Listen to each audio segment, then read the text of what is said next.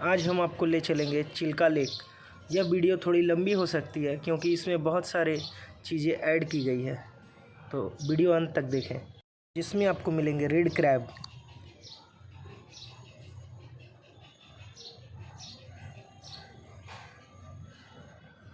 राजहंस bird जो कि आपको फूड देने से वो आपके पास आकर उड़ेंगे और खाएंगे, और आपको मिलेंगे बहुत सारे डॉल्फिन्स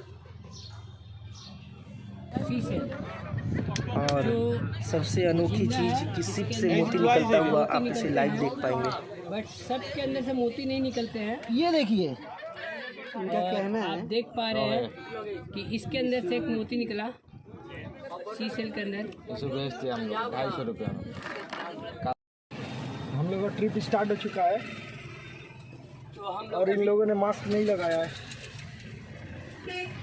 ये हमारे गाइड के साथ ड्राइवर है।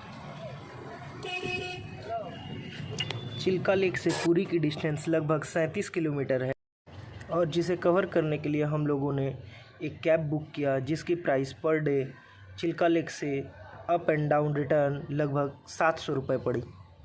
चिल्का लेक भारत के उड़ीसा में स्थित है। यह भारत का दूसरा सबसे बड़ा झील है जिसे हाफ सॉल्ट वाटर के नाम से जाना जाता है। यह 1100 वर्ग मीटर से अधिक स्थान में फैला हुआ है। चिल्का लेक में भाड़े पे टोपी मिलता है जिसका प्राइस पर पर्सन का 20 रुपये।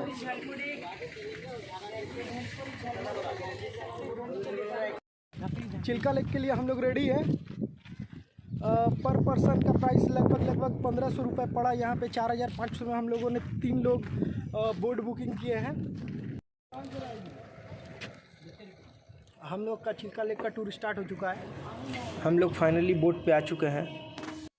यहाँ पर काफ़ी गर्मी और धूप होने की वजह से सभी को टोपी यूज़ करना पड़ रहा है, इसलिए हमारा लुक थोड़ा अलग हो चुका है। तो चलिए, ये चिल्का लेक यहाँ से शुरू होता है। ये मैं हूँ, ये हमारा बोट है और ये हम लोग की पहाड़ी हो रही है। चिल्का लेक में जो वाटर है वो हल्की सॉल्ट वाटर है। आप इस वाटर में अपने हाथ और पैर डुबाकर ठंडी पानी का मज़ा ले सकते हैं। ये हमारे पास आए हैं सेल, सी सेल, ये भाई लेकर आए हैं। ये देखिए, जिससे इसमें स्वाति नक्षत्र का पहला बारिश का बूंद गिरती है, वही समुद्र के अंदर से मोती निकलती है।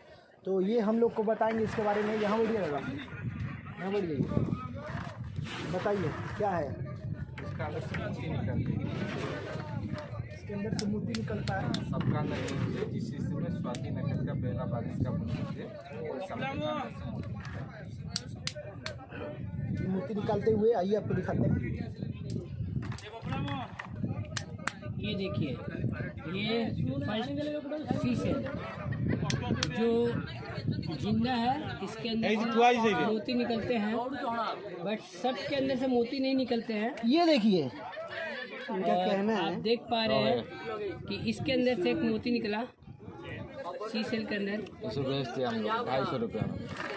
काला वाला मोती 850। ये देखिए, ये मोती है। इनका प्राइस ये बता रहे हैं 250 रुपये। फिलहाल ये हमारे किसी काम का नहीं।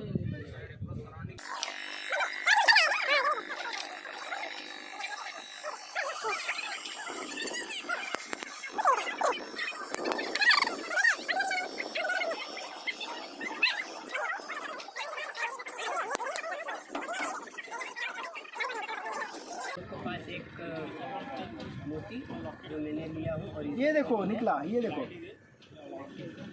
ये ओरिजिनल मोती, काला मोती नहीं निकला। दिखाना चाहूँगा आप लोग। यहाँ पर हम लोग यहाँ पे शंख में से ये मोती निकला है और जिसका हम लोगों ने इनको 150 रुपये का एक मोती का पेमेंट किया है। बहुत ही अच्छा लगा, सुंदर नज़ारे के साथ नेचुरल चीज़ें।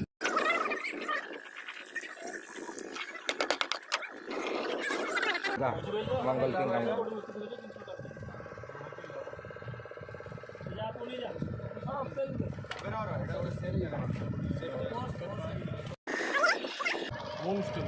मून स्टोल, ये कोरल के अंदर से देखिए, अभी आपको दिखाता हूँ।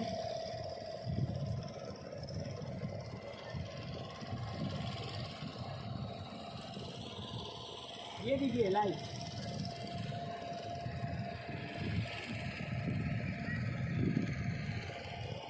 क्या नाम है? ये हो गया सामू। और इसका ओरल। ये सामू को मिला है पोखराज। आइए दिखाते हैं, दिखाइए। कीमत है इसका 500। बहुत ही शाइनिंग कर रहा है ये। पोखराज पत्थर है और ये 2 का कॉइन है। हम इसको ऊपर से रखते हैं और इससे जोर से झटका देते हैं, देखते हैं आगे क्या ये होता है। सच है या झूठ है, अभी आइए देखा जाए।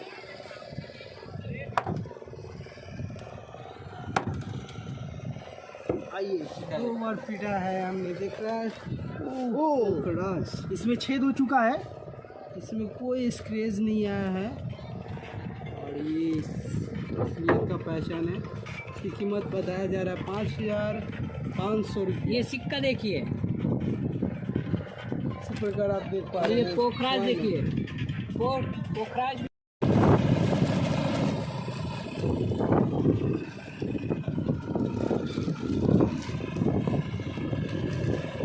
ये चिड़िया देखिए, और हम लोग खाना दे रहे हैं चिड़िया को।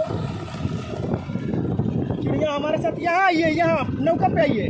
आइए लीजिए। नौका पे आइए, आइए आइए, लीजिए लीजिए लीजिए, आइए आइए। ये आप देख पा रहे हैं, चिड़िया है। ये देखिए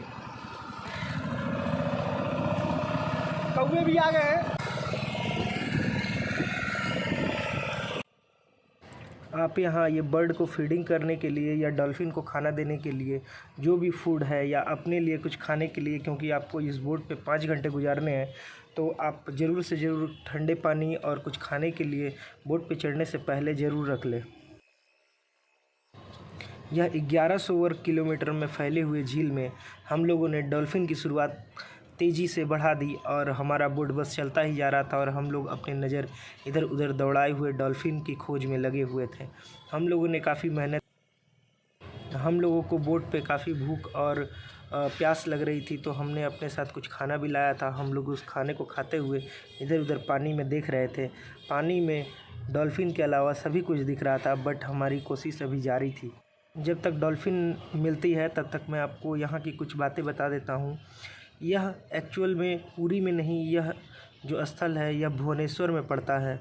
यह भुवनेश्वर पर्यटक के लिए एक गुड न्यूज़ ये है, क्योंकि यहाँ पहले डॉल्फिन की काफ़ी कमी हो गई थी, बट इनकी आबादी अभी रिसेंटली काउंटिंग के अनुसार इसकी आबादी बढ़कर 146 हो गई है। यहाँ पर करीब करीब 146 डॉल्फिन हैं। हाल ही में समाप्त हुई चिल्का झील की गणना के अनुसार यहाँ पर पक्षी और मछलियाँ काफ़ी कम हो गए थे, लेकिन इस कोविड और लॉकडाउन की वजह से यहाँ पर पक्षियों और मछलियों की गणना में काफ़ी बढ़ोतरी हुई है। झील की यात्रा सुबह 7 बजे से शाम 4 बजे तक ही खुली रहती है। आप इसके मिडिल में जितना चाहे घूम सकते हैं। तो जितनी भी इन्फॉर्मेशन बताई ये सभी बोट ड्राइवर और गाइड ने मुझे दिया था। इन्होंने कहा कि डॉल्फिन की ये प्रजातियां हैं जिसको इरावदी डॉल्फिन के नाम से जाना जाता है।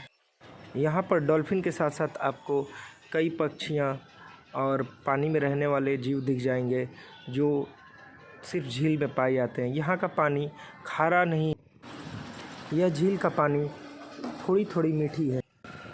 डॉल्फिन ढूंढते ढूंढते हम लोगों को काफ़ी गर्मी लग गई थी, इसीलिए हमने अपना पैर पानी में डाल दिया और अंत में हम लोगों को डॉल्फिन मिल ही गया। तो चलिए आइए आपको दिखाते हैं असली डॉल्फिन।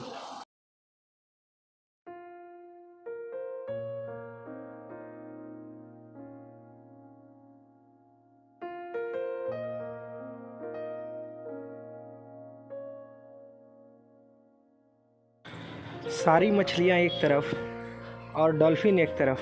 डॉल्फिन देखने का मज़ा ही कुछ अलग था।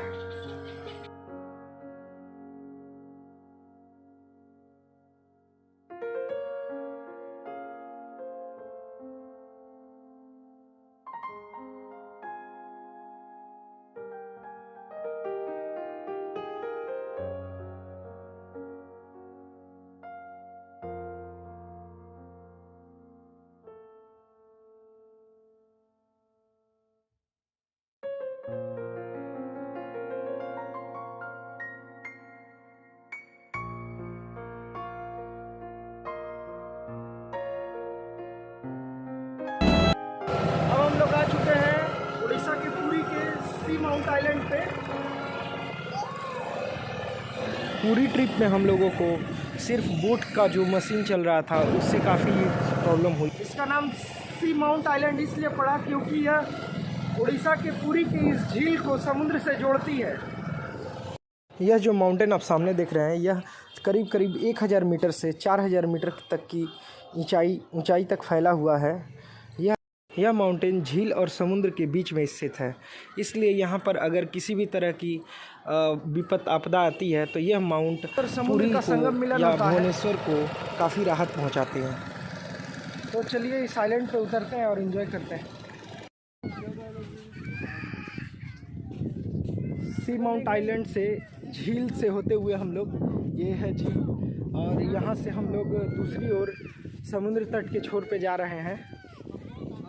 यह माउंट आइलैंड, सी माउंट आइलैंड, माउंट बीच में है और झील और समुद्र को मिलाता है। वॉल माउंट आइलैंड का एक व्यू जो सेकंड तरफ आपको समुद्र से सट रहा है। आइए मैं आपको दूसरी तरफ ले चलता हूँ। भैया तुम डिस्कवर चैनल से आए हैं क्या? यह आइलैंड पूरी तरह मोटी बालू से घिरा हुआ है और यहाँ पर कुछ रेगिस्तान में उगने वाले घास पाए जा रहे हैं। और यहाँ का जो व्यू है, जो हम लोग थिंकिंग कर रहे हैं कि इस झील के उस पार का दृश्य कैसा होगा, तो बस यही सोचकर हम लोग तेज़ गर्म बालू पे चल रहे हैं, क्योंकि दोपहर का समय है और बालू काफ़ी गर्म हो चुकी है और धीरे धीरे हम लोगों को समुद्र दिखता हुआ दिखाई दे रहा है। तो आगे बढ़ते हैं। ये बिल्कुल ही उसी तरह का व्यू लग रहा है। इसके पहले जब मैं अंडमान में था तो इस टाइप का ही व्यू वहाँ पे दिखा था। तो चलिए यहाँ की इस वाटर को एंजॉय कर। येलो सैंड और ग्रीन वाटर के साथ मिलता हुआ ये संगम और धारा काफ़ी तेज़, काफ़ी अद्भुत दृश्य था।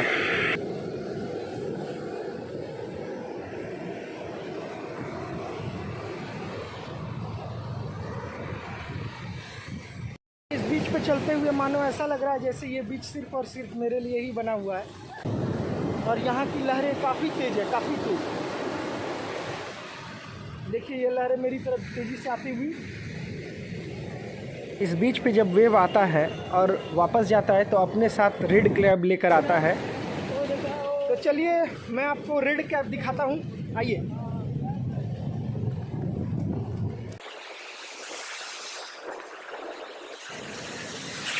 हम लोग रेड क्रैब को देखने के लिए काफ़ी एक्साइटेड थे, क्योंकि ऐसा पहले कभी नहीं देखा था।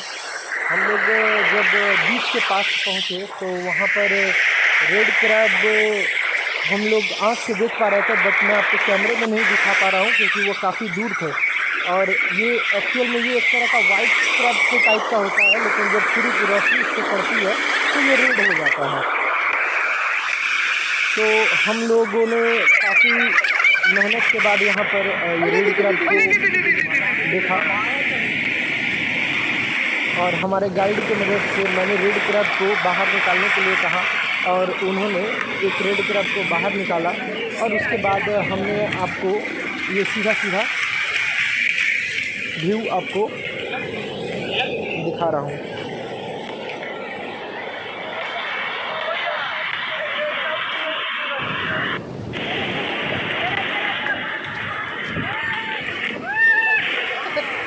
हमारा गाइड काफ़ी एक्सपर्ट था, जिन्होंने एक बार में ही रेड क्रैब को पकड़ घर दबोचा और बाहर निकाला। यह क्रैब बहुत तेज़ी से ऊपर की ओर भाग रहा था, बट ये क्रैब की खासियत है कि ये नर्म बालू में आराम से बालू के अंदर चला जाता है, बट जहाँ पर बालू सूखी हुई है और थोड़ी सी हॉट है वहाँ पर ये अंदर नहीं जा पाता है, जिसकी वजह से हम लोगों ने इसकी अच्छी तरह से पूरी वीडियो ली और फिर इसको वापस समुद्र में छोड़ दिया।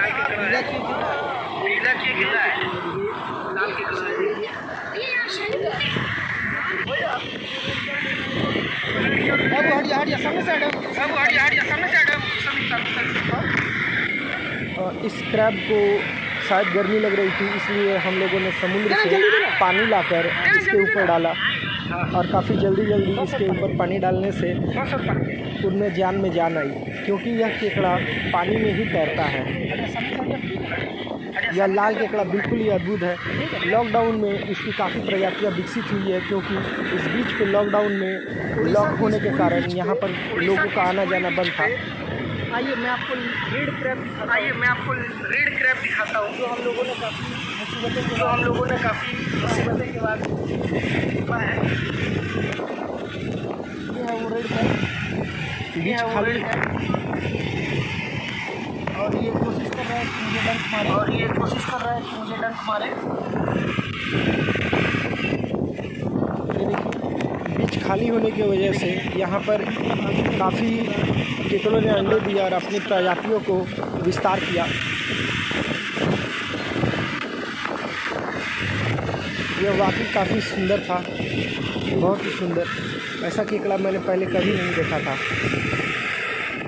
इसकी 2 लाल आंखें ऊपर की तरफ खड़ी हुई थी और यह केकड़ा अपने 2 सामने के डंक के साथ 6 पैर से चल रहा है। ये रेड क्रैब अपनी डंक को उठा रहा है मारने के लिए।